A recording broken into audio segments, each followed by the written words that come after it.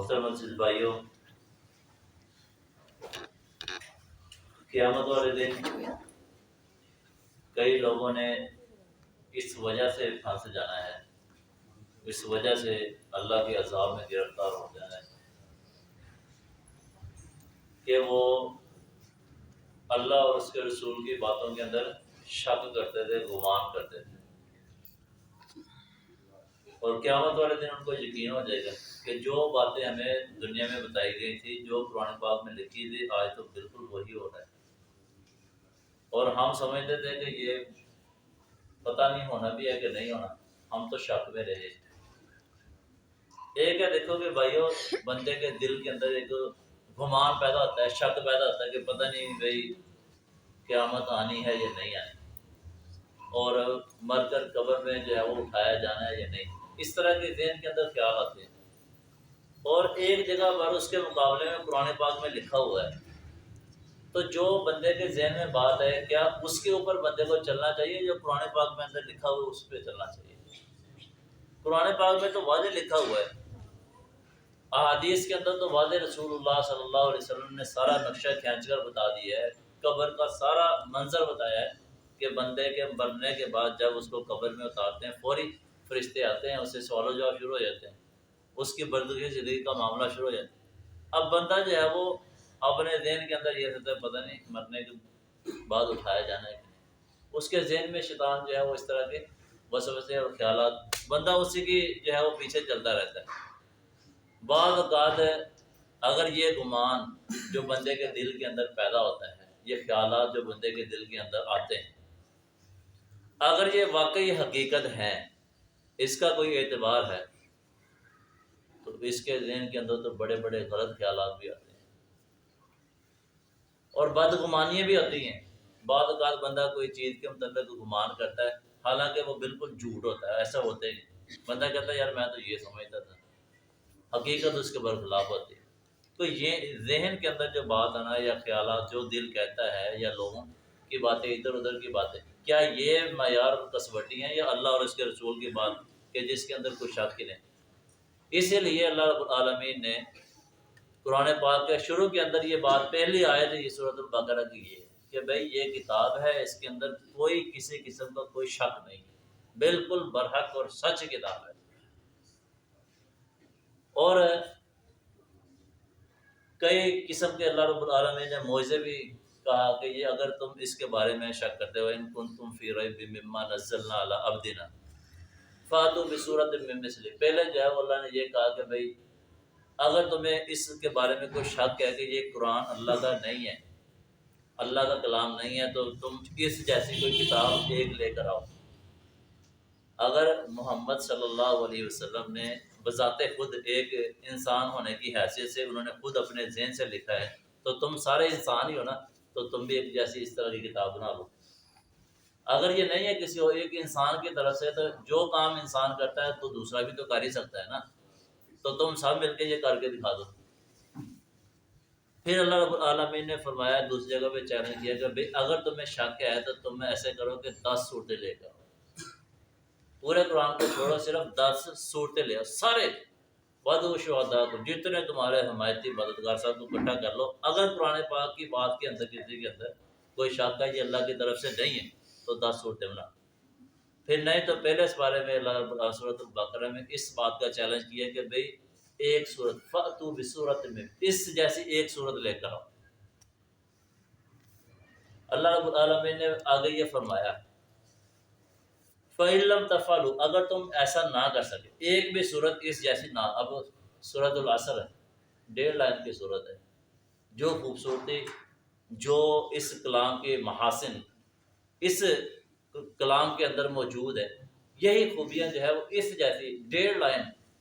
پورے جو ہے وہ طاقت مل کر بھرا کے دکھا دو کہ جو خوبصورتی الفاظ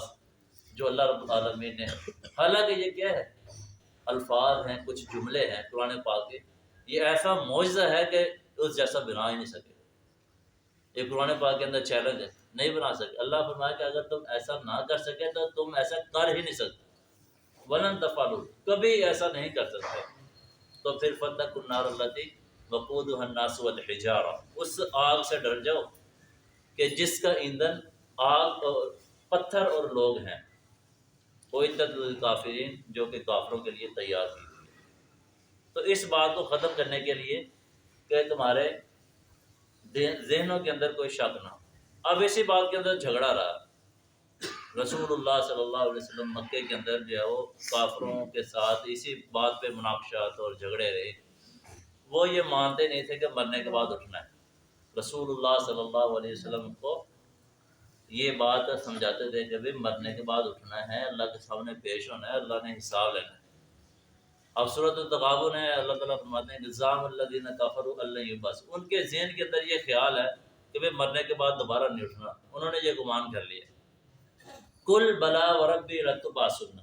کہہ دو کیوں نہیں، میرے رب کی قسم تمہیں ضرور بضرور مرنے کے بعد اٹھایا جائے گا۔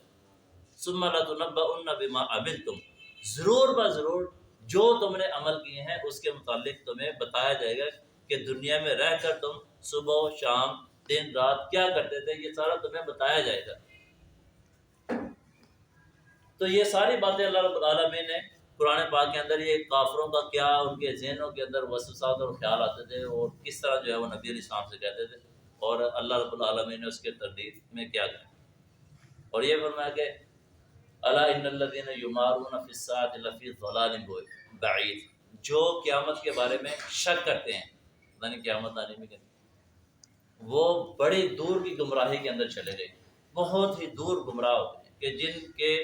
ذہنوں کے اندر یہ ابھی بھی وسوسات پیدا ہو رہے کہ بھئی قیامت آنی ہے کہ نہیں آنی، پتہ نہیں آنی ہے۔ حالانکہ قرآن پاک کے اندر یہ ساری باتیں اللہ نے لکھی ہیں کہ بھئی مرنے کے بعد پیش ہونا ہے، حساب ہونا ہے، اللہ رب العالمین نے عملوں کا وزن کرنا ہے، ایک ایک بات کھول کر قرآن پاک کے اندر اللہ نے بیان کی ہے۔ پھر بھی بندے کے ذہن کے اندر یہ ہے، تو جس بندے کے ذہن کے اندر یہ ہے نا کہ پتہ نہیں قیامت آنی بھی ہے کہ نہیں، وہ پکا کافر ہے، اس کا اسلام سے کوئی تعلق نہیں، کیونکہ قرآن پاک کی آیات میں شک کر رہا ہے، اس کو ابھی تک یقین نہیں ہوا کہ مرنے کے بعد اللہ کے سامنے پیش ہونا ہے، کوئی یقین ابھی بھی اس کے ذہن میں یہی وسوسات اور خیال ہے۔ تو میرے محترم عزیز بھائیو،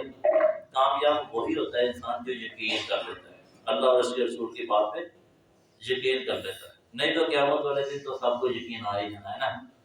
اصل بات یہ ہے کہ دنیا کے اندر بندے کو یقین آ جائے، جیسا کہ وہ اللہ رب العالمین نے بیان فرمایا کہ نیک لوگ ہوں گے جو جن کو اعمال ناموں کے دائیں ہاتھ میں دیا جائے گا، تو وہ یہ قوم میں اوتیٰ کتابہ بیمینی فیقول ہاؤم اقرؤوا کتابیہ، یہ لو میرا اعمال نامہ ہے، اس کو پڑھو، کتنا اچھا ہے، اس کے اندر بہت ساری نیکیاں ہیں، بہت ساری اللہ رب العالمین کی عبادات ہیں، یہ اس کو پڑھو۔ ہاؤم اقرؤوا کتابیہ انی ظننت انی ملاق حسابی، مجھے تو پورا یقین تھا، کنفرم تھا مجھے تو کہ یہ قیامت آنی ہی آنی ہے، میں نے اللہ کے سامنے پیش ہونا ہی ہونا ہے۔ میں تو یقین کرتا تھا، یقین کر کے میں نے بھرپور تیاری کی ہے، اور آج رزلٹ جو ہے وہ دیکھو 100% ہے، کامیاب ہو گئے۔ اور اسی طرح میرے محترم عزیز بھائیو، اس کا بھی ذکر کیا اللہ رب العالمین نے کہ جو بائیں ہاتھ میں جس کا اعمال نامہ ہوگا، وہ کہے گا ماں ادری ماں حساب، مجھے تو پتہ ہی نہیں تھا، میں نے تو جانا ہی نہیں کہ حساب کیا ہے، کبھی اس کے بارے میں غور و فکر نہیں کی۔ بتاتے تھے لوگ، علماء اور اہل ایمان علم لوگ بتایا کرتے تھے کہ بھئی قیامت آنی ہے، حساب ہونا ہے، تو میں نے تو کبھی اس کا سوچا ہی نہیں کہ یہ ادھر ادھر کی باتیں، یہ تو پرانی باتیں ہیں، اس طرح کی باتیں کوئی نہیں۔ اسی طرح میرے محترم عزیز بھائی، اگر ہم یقین کے ساتھ عمل کریں تو ہماری زندگی کے اندر بہت سارا نکھار پیدا ہو سکتا ہے۔ اب دیکھیں رسول اللہ صلی اللہ علیہ وسلم نے فرمایا، اگر لوگوں کو پتہ چل جائے عشاء کی نماز میں اور فجر کی نماز میں اللہ نے کیا اجر رکھا ہے، عشاء کی نماز کی بات ہو رہی ہے کہ رسول اللہ صلی اللہ علیہ وسلم نے فرمایا کہ اگر ان میں سے کسی کو یہ پتہ چل جائے کہ وہ مسجد میں آ کے نماز پڑھیں گے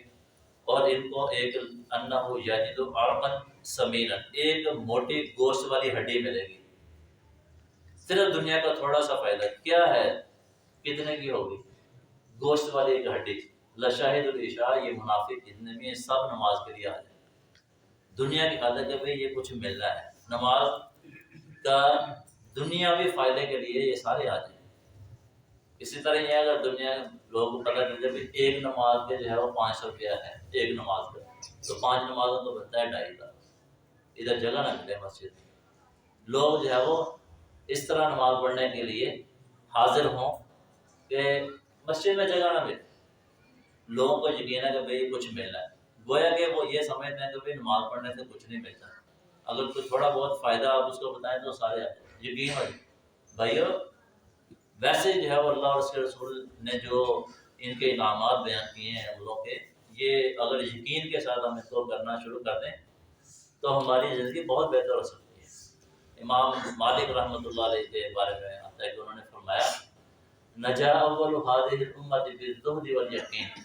اس امت کے پہلے لوگ صحابہ کرام سلف صالحین وہ کامیاب ہوئے ہیں دنیا سے بے رغبتی اختیار کر کے اور یقین کر کے. انہوں کو یقین تھا کہ یہ جو اللہ اور اس کے رسول نے کہہ دیا یہ کنفرم ہے، اتنا یقین تھا ان کو، تو وہ کامیاب ہو گئے.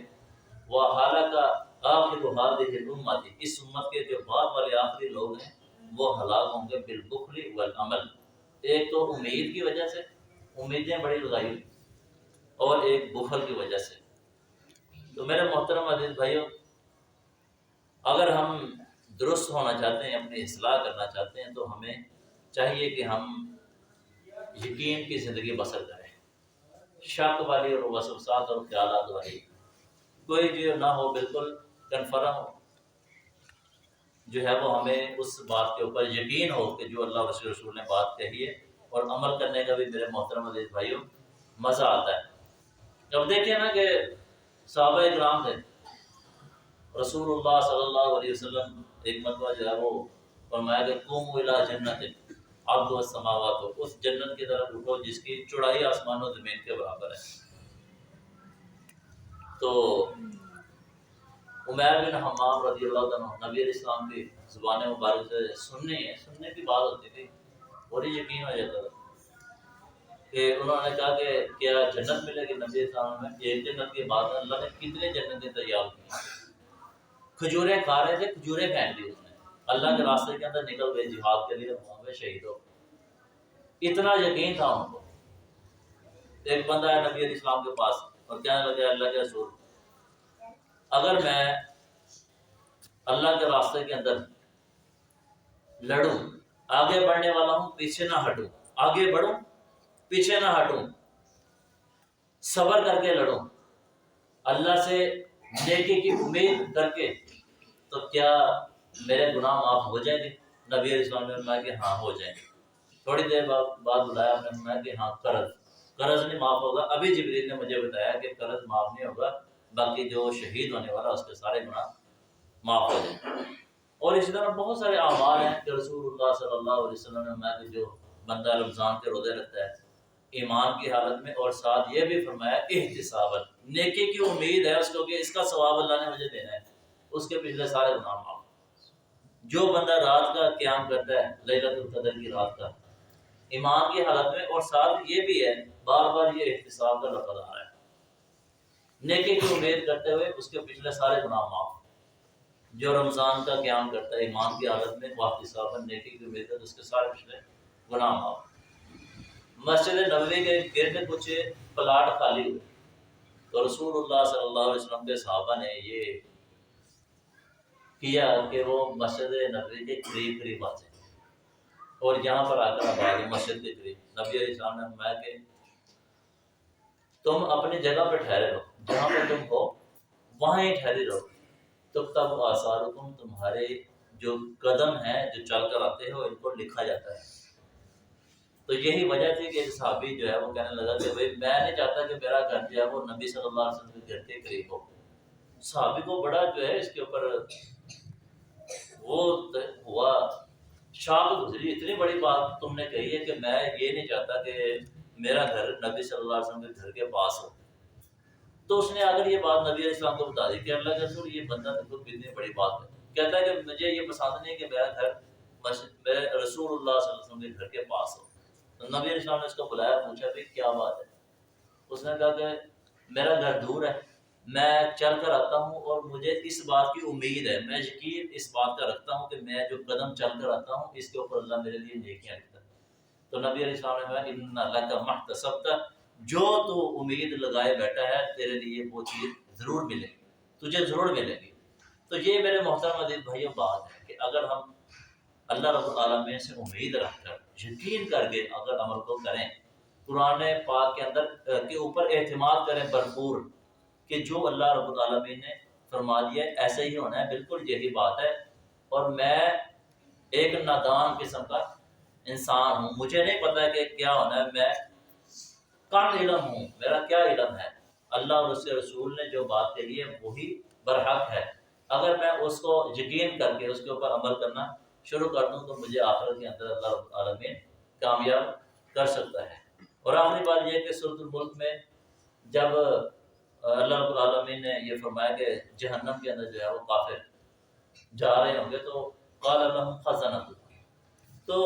جنت جہنم کے دربان جو ہے وہ دروگے فرشتے جو اللہ نے مقرر کیے ہیں جس کی تعداد 19 ہے، علیہ 19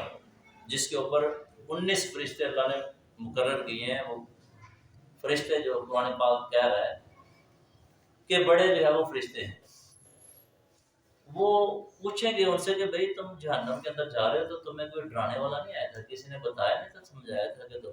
تم مان لیتے اللہ اور اس کے رسول کی بات؟ وہ کہیں گے کیوں نہیں، ہمارے پاس فرشتے ہمارے پاس انبیاء آئے تھے، اللہ کے بھیجے ہوئے آئے تھے، فکذبنا وقلنا، ہم نے ان کو جھٹلا دیا، وقلنا اور ہم نے کہا ما نزل اللہ من شیء، اللہ نے کچھ نہیں نازل کیا، تم ان انتم الا فی ضلال کبیر، تم تو بڑی گمراہی کے اندر۔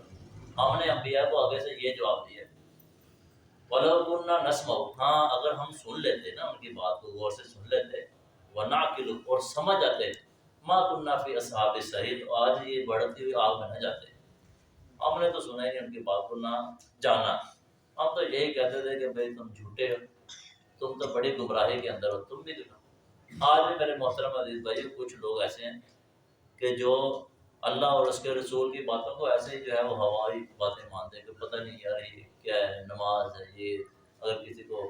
کوئی چہرے پر داڑھی کا کہہ دیں کہ بھئی سنت آپ تو کر لیں، دنیا کے پیچھے نہ لگیں، بھئی اللہ اور اس کے رسول کی بات کے پیچھے، وہ پھر جو ہے نا وہ کئی قسم کی باتیں جو ہے وہ آگے سے بیان کرتا ہے، یہ دقیانوسی باتیں، پرانا دین ہو گئے، اس طرح کی باتیں جو ہے وہ شیطان نے مزین کر دی ہیں کہ بس یہی چیزوں کے پیچھے جو ہے وہ بھائیو بندہ اپنی آخرت کو برباد کر لوگوں کی چند باتوں کے ذہن کے خیالات اور اپنے دل کے وسوسات کی وجہ سے آخرت کو برباد کر، حقیقت کو جو ہے وہ اپنے سامنے واضح ہونے کے بعد پھر جو ہے وہ ٹھکرا رہا ہے، اس کو مان نہیں رہا۔ تو میرے محترم عزیز بھائیوں، میں بھی اور آپ بھائی بھی سب جو ہے وہ اصلاح کریں اپنے اللہ اور اس کے رسول کی باتوں کے اوپر اعتبار کر کے یقین کر کے ان کو حتمی سمجھ کر، وما ہوا بالحزم، اللہ فرماتے ہیں کہ یہ مذاق انہ لقول الفصل، یہ جو باتیں ہیں یہ فیصلہ کن باتیں ہیں، وما ہوا بالحزم، یہ کوئی مذاق نہیں کہ قرآن پاک میں جو اللہ نے یہ کوئی مذاق، یہ فیصلہ کن باتیں، حتمی باتیں ہیں اللہ نے جو قرآن پاک میں بیان۔ تو میرے محترم عزیز بھائیوں، میں اور آپ بھائی سب جو ہے وہ اس اللہ اور اس کے رسول کی باتوں کے اوپر یقین کر کے ان کو سچا مان کر اس کے اوپر عمل پیرا ہو کر اپنی آخرت کو بہتر بنائیں، اور شیطان کے وسوسے خیالات، یہ گمان، ان سے جو ہے اپنے آپ کو محفوظ کریں۔ اللہ رب العالمین سے دعا ہے کہ اللہ رب العالمین مجھے اور آپ بھائیوں کو بات سن کر سمجھ کے اس پر عمل کرنے